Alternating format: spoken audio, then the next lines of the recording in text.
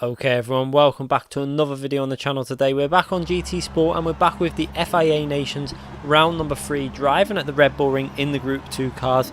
Qualifying went okay, not the best I've ever done. P3, I didn't get a good lap in on my second run with the fresh tyres. I messed up both of them and I was 3 tenths up on both of them laps going through the second sector. So obviously with the last sector as well, I think there was possibility to fight for pole position. You can see 3 tenths off, 4 tenths off pole, and I was 3 tenths up going through the middle sector on both, and I kept oversteering the moment, trying to push too hard on the really fast left hand corner. So unfortunately didn't manage to hit pole, but P3, reasonably happy with that. And this race was always going to be a bit of a risk at the turn 1. We know about Red Bull ring, a lot of people have experienced, people not braking on turn 1 or turn 2. We say turn 2, but it's technically turn 3, but they just don't seem to brake. Anyway, also that has been announced. I wanted to just let people know why we run through the grid is we are getting a new track on Gran Turismo that is going to arrive. Some people are saying it's going to arrive in the next update. I don't believe that. I think the next track will probably be a fictional track, and then this track that has been announced is going to come in the update probably in October time, because of the way they do their schedule of fictional and then real. It's going to be Fuji Speedway, so the track from the old Gran Turismos is definitely coming back. It's been confirmed. It's going to be a track at the World Tour event, which I did actually get a registration form, but I didn't get chosen because my nation's result in season 2, I think I was P4 or 5. You needed to be top 3, so obviously the top 3 British drivers got selected. I was just outside that, so unfortunately I'm not going to be at that the event that's going to be shown on this weekend. So make sure you check that out anyway on the official Gran Turismo channel. So we're getting Fuji Speedway, and that's going to be coming. So let's all look forward to that track. I love that track. That's going to be a great addition to be added. Another real track. It's really important that they're adding these real tracks in. Anyway, getting back to this race, starting from P3, hoping for a clean start.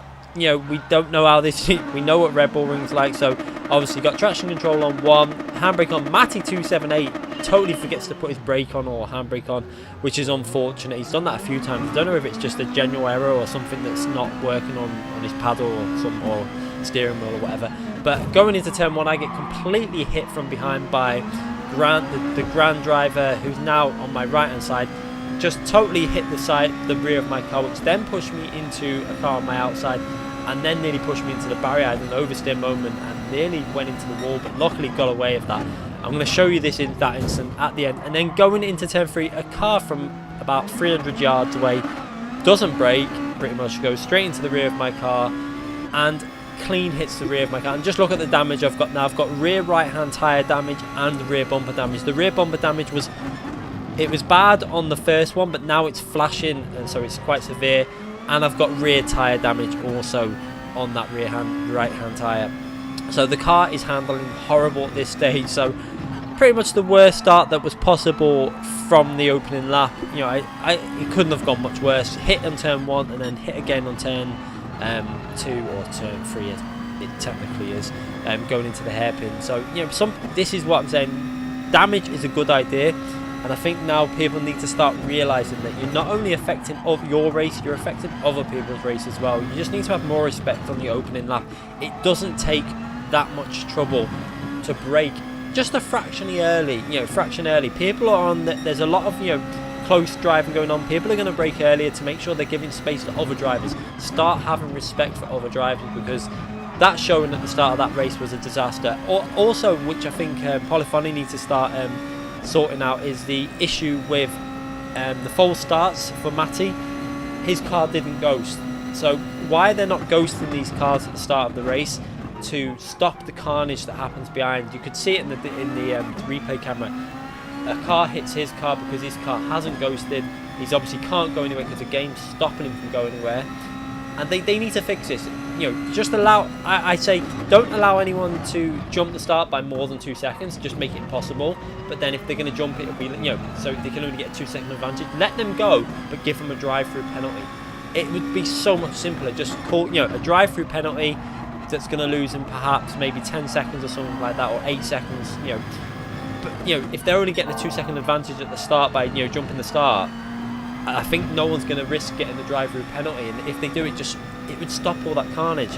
But you can see now in this race, at the start of this race now, my times are way off. You're going to see this now. Lap 1, was also quite a bit slow. Obviously the first lap you could see how much P1 pulled away. I really should have had, I knew I would have had the pace to battle with P1 and obviously Matty if he didn't do that jump. So it's a shame that happened, and obviously the instant start, I think it would have been a great race between myself, Matty Cullen and Matty 278. It would have been a really fun race to have. I think it would have been really close all the way to the end. And this is also totally real respect. You can see going over the line, that lap was a 123.8, which was, that's nearly that's getting on for nearly 3 seconds slower than what I really should have been doing. Is now obviously P4 manages to get past me. I've just got no braking ability. The car just feels horrible at this stage. I'm losing a lot of time.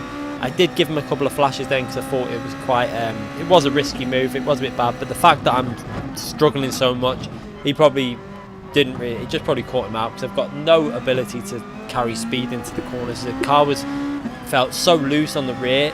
I was thinking I wanted to pit, but obviously the original strategy that I was running on, which the plan was for this race, was to not pit. I wanted to just stop this race. It was the quickest way to do it. It was a few seconds quicker than even if you stopped, and then you would get no traffic anyway. So it was a way to run this race, but now I'm pretty much forced into a thing where I've got to get rid of this damage because I'm losing so much time. You can see as we go over the line on lap 3, we'll have a little look at this lap now. This is going to be even worse as the damage is really starting to affect the way I can't get out of the corners properly. I'm managing to keep the gap to P6, but that's not good enough. I'm in P5 at the moment, and the lap time now at 25, so that's like I've now already at this point now 10 seconds behind P1. That shows you how much time I've lost on them first 3 laps. So the car's just not feeling right. So I've decided at the end of this lap I'm going to pit, because now I'm at the stage where if I pit anyway now, at least I'm going to have reasonable tyres to the end. I didn't want to pit really lap 2 because I'm not going to get any benefit of that pit stop. I've still got to do the pit lane entry and lose the time there. So, and change tyres obviously while I'm there, because you might as well do it. So I thought might as well just go lap 4, change some tyres, and at least then I can push and gain a bit of time on other people that are pitting as well, and some other people that are probably going to stay out. So that was going to be the strategy. I knew that it's pretty much the only way I can go about this. You can see through the corners how much time I'm losing to other drivers. The car just doesn't want to turn, and when it does, the rear wants to step out. It was really tricky to drive, I have to say this. You can see the flashing red on the rear bumper and on the rear right tyre. So car not driving particularly great. So I'm going to dart off into the pits on this lap and try and just see if I can recover a position, some sort of result from this race. It's going to be a struggle from this position, as you see, going into that pit lane really late, because obviously just so much understeer and then random oversteer, obviously putting the new set of tyres on, and I'm going to repair this damage, which is going to cost me even more time in the pits. You can see, let's have a little look as we go in the pits. The new tyres are on. We're not going to fuel up, obviously, because fuel is not an issue. No need to pit stop for fuel this race. But look how much time I'm just sat there in the pit. About 3-4 seconds lost, just sat there waiting for the damage to repair itself. And now we come out the pits quite a way down. You can see in P15, I think it is. And we've got a car coming right behind us there. Also, I don't know if he pitted at the same time, so he's going to be putting us under pressure as well.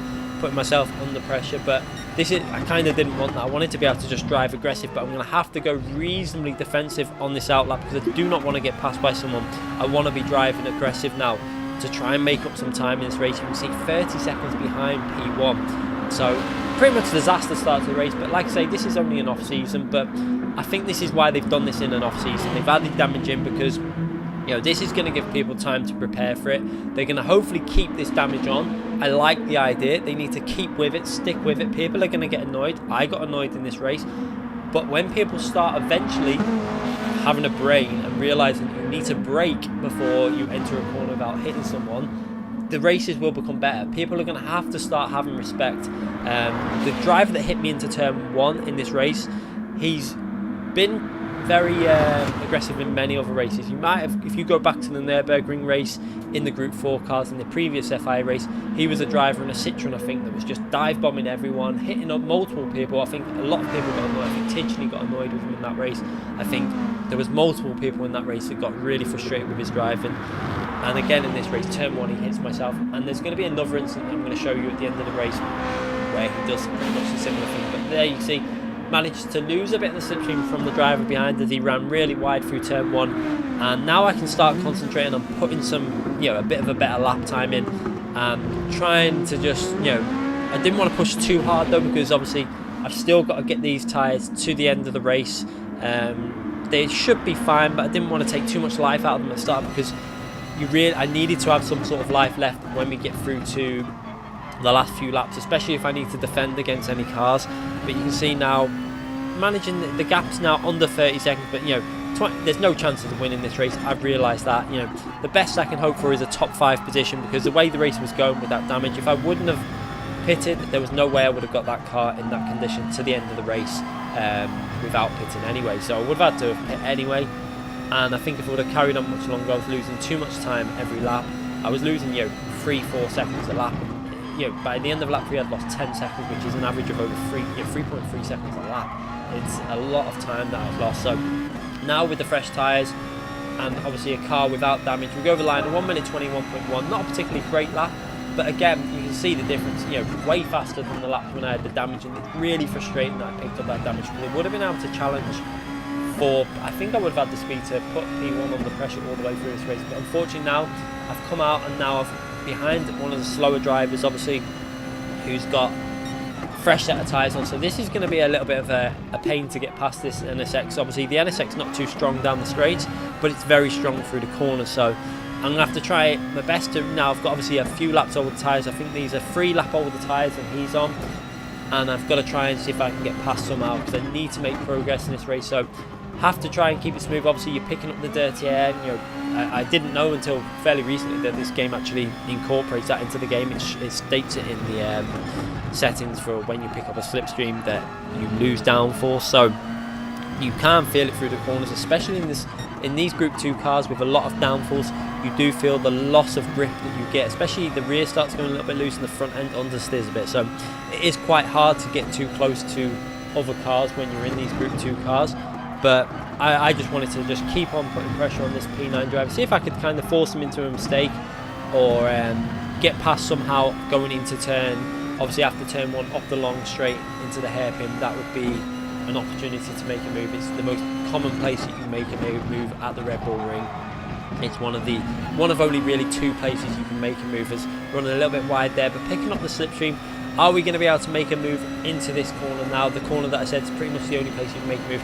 He's gone defensive. I'm going to go down that left-hand side, hitting the brakes a little bit early because I wanted to try and undercut on the inside to see if I could do that. But he actually hooked that corner up reasonably nice and couldn't really make that work. Couldn't get on the power early enough, and he actually did a good job there. I was hoping he'd brake a little bit later, trying to defend against me.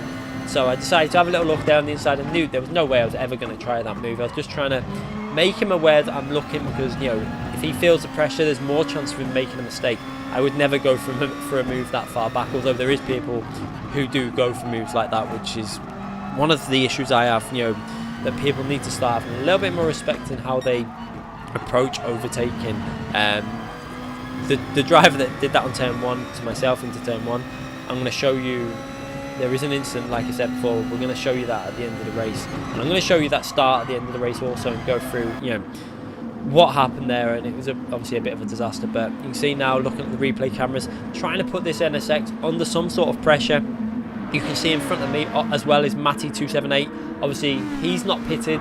He's staying out with them tyres. I don't know if he had damage. He may have picked up a bit of damage, but I'm guessing it was bad enough for him to pit, because he stayed out there trying to see if he can recover some sort of result from this race. A bit unfortunate to have obviously that happen to him. I think it happened at the Blue Moon race as well, in the Group 3 cars, where he did the exact same thing at the start, where he went too early. Whether he just totally forgot that it was a false start check, or something on his steering wheel or control pad, whatever he uses, didn't work. I really don't know. I think he watches some of these videos, so I'm sure he'll let us know in the comments what happened at the start there. But really disappointed to see that, because I wanted to have a good race with him. He's a fast driver, a clean driver, and I wanted to have a clean, good battle with P1 and 2, and obviously myself. It would have been a great battle for the win, I think, but unfortunately the carnage at the start put a stop to that, and now I've just got to try and fight back and see if I can get a result from this race. So far I'm making a bit of progress. Obviously you can see the cars I've caught up now in front. I've started to really catch up to a group of cars, so even though they're on fresher tyres, I'm catching them up, and it's clear that I had the pace obviously to be well ahead of these if that incident wouldn't have happened. So you can see now getting very close to the driver in front in the NSX, going to try and make a move at some point in this race. I've got to try and get past him. So going into turn 1, you can see there's the driver in front of him is the driver that hit me into turn 1, also going quite wide through turn 1 there, picking up a lot of understeer, but managed to get myself straight away back into the slipstream of that NSX. I'm going to pull over to the left and try and out-drag him all the way up the hill. Managed to get a really big slipstream off that NSX, and then managed to go into brake and brake really late and managed to get ahead going into the corner. That was key, and now I can try and put some pressure on that driver that obviously hit me into T1 and see if we can get past him. Obviously, I didn't know at this point that I knew that it was a driver that hit me from behind into turn 1, but I didn't know who it was. I had an idea it was him because he was the driver that then was on the straight, but I wouldn't obviously retaliate. I was still going to obviously try and get past him clean and see if I can, then get past him and then try and put Matty under pressure. I knew that Matty's tyres would be really struggling now at this stage. Lap 10's where the tyre drop-off started to really affect the soft tyres at this track. You started to lose a little bit more than what you really had to be able to defend strongly against other cars with fresh tyres on. But you can see, even though this driver in front of me has got much fresher tyres than myself, I'm actually able to gain on him and going to be able to put him under some pressure as I have a massive oversteer moment, but just about managed to catch it, which enables me then to stay on the slipstream of P5 and see if I can make a move going up the straight. As we go into turn 1, he runs really wide. I try and keep it much tighter, get on the power, go over to the right hand side, and I've managed to make that move, a fairly easy move. And to be honest, I did expect it because he didn't have the pace in the race, so I did expect to be able to get past him and then work my way up to P4, who is Matty 278. So let's see if I can get past Matty 278. He is struggling, but he seems to be taking the correct lines for when he's got the worn tyres, so he's able to get on the power nice and early and get good exit speed. That's what you need to do at the Red Bull Ring if your tyres are faded, is take a defensive line but ensure your exit speeds are good. And you can see again, rear's twitching a little bit, but he's still picking up good exit speeds. But you can see the difference. I'm managing to catch him up fairly fast, and now I've got to really think about where I'm going to make a move. Obviously, going into the braking on the corner where I've done both my other moves now in this race is the best place to really make a move at this track. It's the most safest place and obviously the easiest place because you pick up such a strong slipstream. So now we're going to start, obviously we're coming to the end of this lap, just about trying to get a nice clean entry into this corner so that I can stay to the slipstream of Matty. But you can see again, that loss of downforce really affects these Super GT cars. You can see the rear twitching, you can see the driver behind picking up a slipstream, but I didn't go defensive because I knew that I've still got the slipstream of Matty in front of me. And luckily he didn't go for a dive from this inside. He did have a little look there, but he had to back out of that, and that actually cost him time by even having a look at that. But Matty runs really wide. I managed to go on the right hand side and take a much narrower line through that corner, so I'm on the inside line going into the corner that is the best opportunity to overtake. So now this is a really good opportunity. Let's see the respect that's there. You can see Matty gives me plenty of space, I give him plenty of space, and there's no contact, and it's a clean move. That was great driving by Matty to give me the space I needed, and I gave him the space that he needed to get the exit. And for here, he doesn't lose any more place. He manages to hold off the other drivers behind him. So luckily, I'm up into P4. So managed to recover some sort of positions in this race now. And now I've just got to get to the end of this race in P4 and just recover some sort of a result. And also I need to hope that Matty can defend against them drivers behind him. You can see he's got quite a few cars behind him, and now that I made that move very early on and really went for it straight away as soon as I got to the back of Matty, I can now concentrate on building up a gap to Matty who's struggling and try and build that gap over 1 second so that this secures this P4 as we go into the final lap. You can see managing to do a really good job with the lap times, obviously in with traffic, overtaking cars and battling away and keeping the lap times in the mid 121s. I could have probably got it in the 20s if I would have had constant clean laps, but obviously I didn't really have many clean laps. I had to defend on the opening lap, and then obviously a clean lap for a 1 lap, and then I was straight behind traffic again as another car came out of the pits. So not a bad job with the tyres when I came out of the pits on lap 4. The pace was okay. It was definitely, I think I would have, in clean air, would have been good and fast enough really to put pressure on P1, but like I say, it didn't obviously work out that way with what happened on the opening lap. Managed to get the gap down from 30 seconds to 18 seconds, but obviously I've got 4 lap newer tyres than P1, and he's probably taking it fairly easy with these tyres that are really fading because he's got no one really near him. He's got a comfortable lead, and now I've just got to bring the car home in P4 for kind of an okay result considering what's happened in this race, and the best strategy for this race was a no-stop strategy. And the fact that I had to wait in the pits for 3-4 seconds for the damage to get repaired, and I'd lost 10 seconds before I even went in the pits, it really does show you that, I think that I had reasonably good pace. It's just obviously couldn't use it with what happened at the start. So we'll go through what happened, have a little look at that opening lap, and point out some other stuff that happened in the race. Because as you can see there, Matty has disappeared from behind me, and I'm going to show you what happened. This was a final lap incident that I really didn't like. It's the same driver that hit myself into turn 1. I don't like to see, what he did was really not very nice. He obviously went for an overtake on Matty, but when some people are probably going to say he had the right to do it, but he just didn't. It's a move that I really don't like. I don't like to see it. It looked kind of like a deliberate move to just basically push Matty out the way and take that position from him. So we're going to go back and have a look at the incidents and what happened in that race. As I managed to pick up, I think it was about just under 2,000 points for this race, which, considering what happened in that race, isn't the worst scenario. I did want to come into this race and pick up some good points. I knew I had potential for the win in this race. Obviously qualifying didn't go perfect, but starting from P3, the win is always still possible. But came away in P4, just under 2,000 points. Not ideal, but can't really complain after what had happened. So let's have a little look at the incidents in this race. We're starting the start of the race with Matty starts way too early, obviously picks up that penalty, and then he can't accelerate. Now I go defensive at the start to cover off the car that's now going to go to the left hand side. I squeeze him over to the left, give him plenty of space, but I got hit then in the rear, which pushed me wide. I got oversteered there, and I didn't even see him on the left there, but obviously he wasn't going to get past there on the left there, especially with the oversteer on. But we'll have a little look at that where he's hit me there, and then this is going into the next corner. Look how far back he hits me from. I mean, come on, this is where I'm saying you need to be having a bit more respect for other drivers. You could see he just braked way too late, dived into the back. You can see the other cars in the background, people just not giving the respect. Damage is on now. Contact will result in damage, so just take it a little bit easier. This was the start. This was Grand who hit me into turn 1. You can see as I go defensive to cover off that inside line, and then he hits me here, into brake, hits me, which then makes me bump into the other driver at the side of me and pushes me wide. I obviously wouldn't have been going that wide unless he had hit me. So a little bit frustrated at that. That was really poor driving from him. This was the move on Matty going into turn, well, I keep saying turn 2, but it's not. It's technically turn 3. You can see he runs really wide there with obviously the understeer from them tyres. The tyres are really struggling. I go down the right side, get the front of my car just so it's on the inside of his now, and then he can't really go defensive. So brake a little bit late. He tries to brake really late.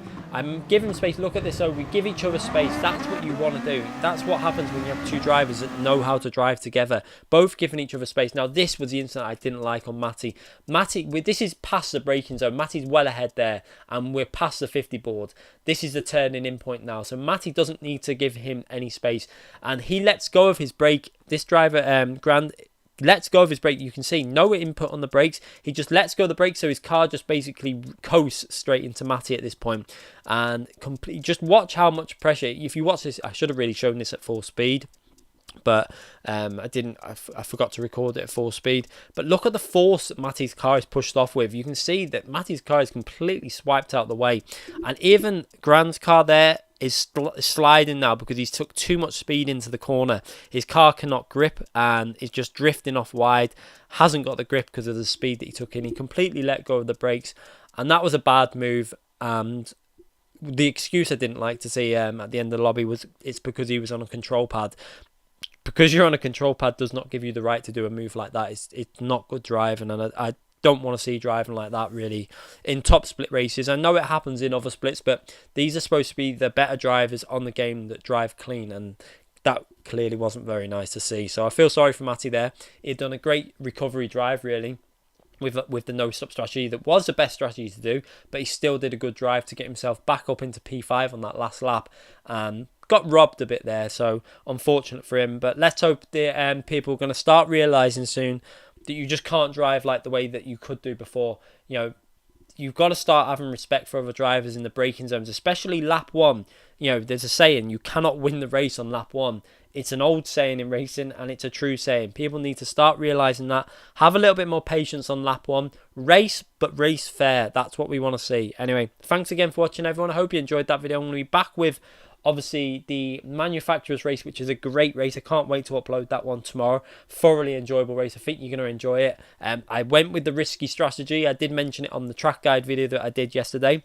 I had a risky strategy in mind, and I went for it, and it worked. So let's just see what happened in that race tomorrow. And obviously, hope everyone's looking forward to the Fuji track that's going to be coming in an update in the next few months. Who knows when it might come this month, it might come next month. I don't really know, but let me know in the comment section if you're excited for that. I'm really glad that they're continuing the support of adding these tracks.